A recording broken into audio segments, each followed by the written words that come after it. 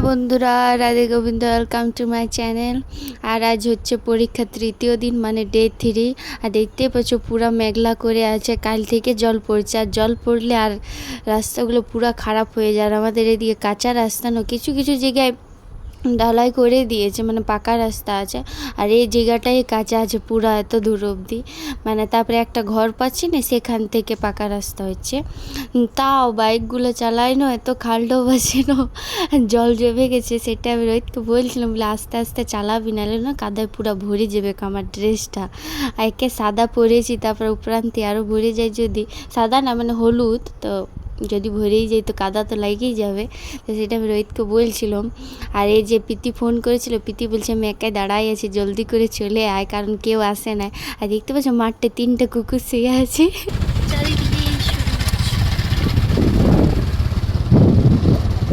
চুলগুলো বড় হয়ে গেছে, কত বড় হয়ে গেছে। কাটতে বলি কাটবে কিনা, আর এখানে আরো ঝুটি বাঁধবে কি এমনি করে। আমরা দুজন আগেই চলে এসেছি। আমরা দুজনে যে কায়, এখন তনু আসে না, সরল আসে না, সমা আসে না, পিঙ্কি আসে না, আসুক আর।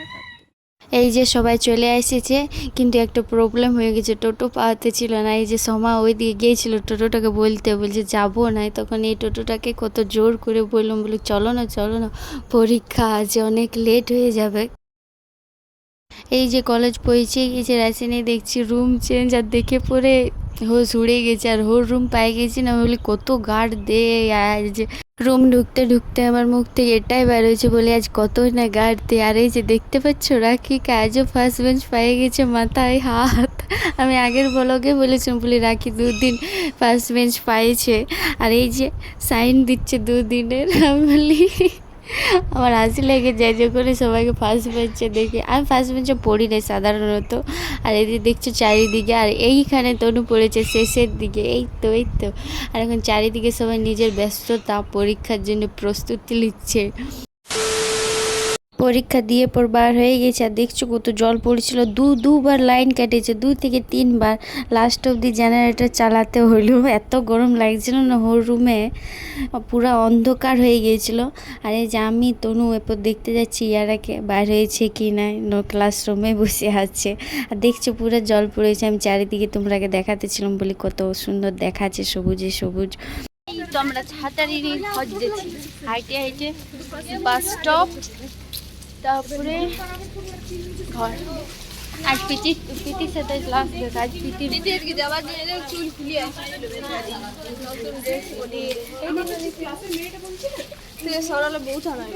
আমি শুনতে পেলে প্রীতির সাথে লাস্ট দেখা বলে, কারণ প্রীতির আছে DC5, আমাদের আছে DC6 পেপার।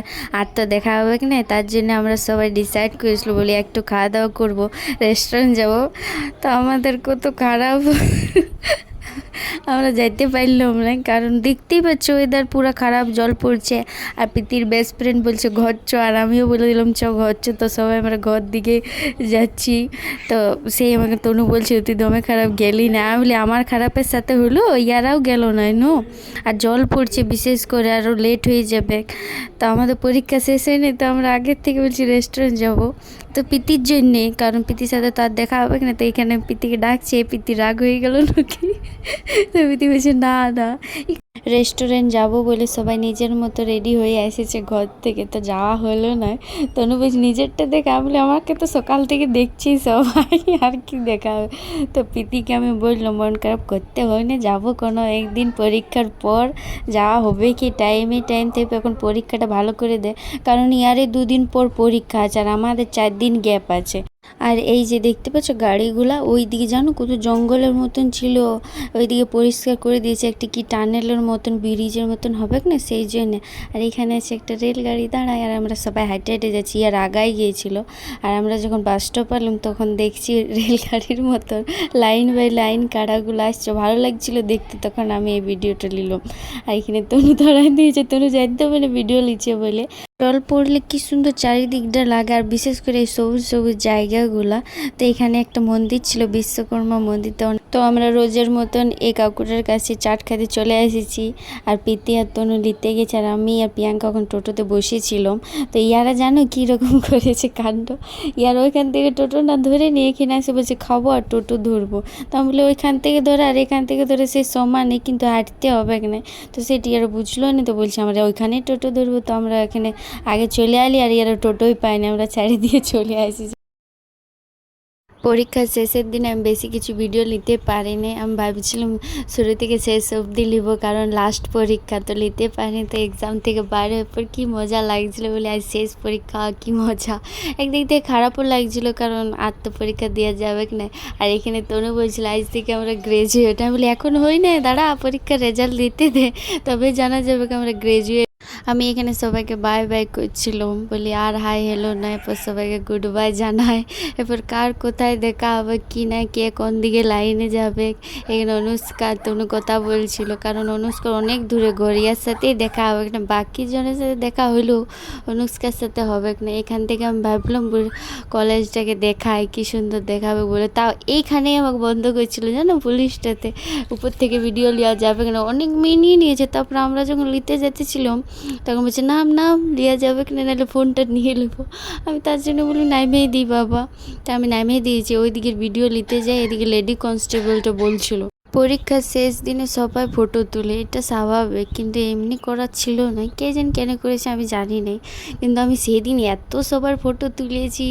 আর এখানেও ফটো তোলার জন্য মানে ডিপার্টমেন্ট ওয়াইজ সবাই ফটো তুলছিল, গ্রুপ ফটো। তো এখানে ফটো তোলার জন্য আমরা লাইনে দিয়েছি, তো আমরা পেছনেই যাচ্ছি। তো আগের দিকে যাচ্ছি, তখন আরও আগে বসে দিচ্ছে।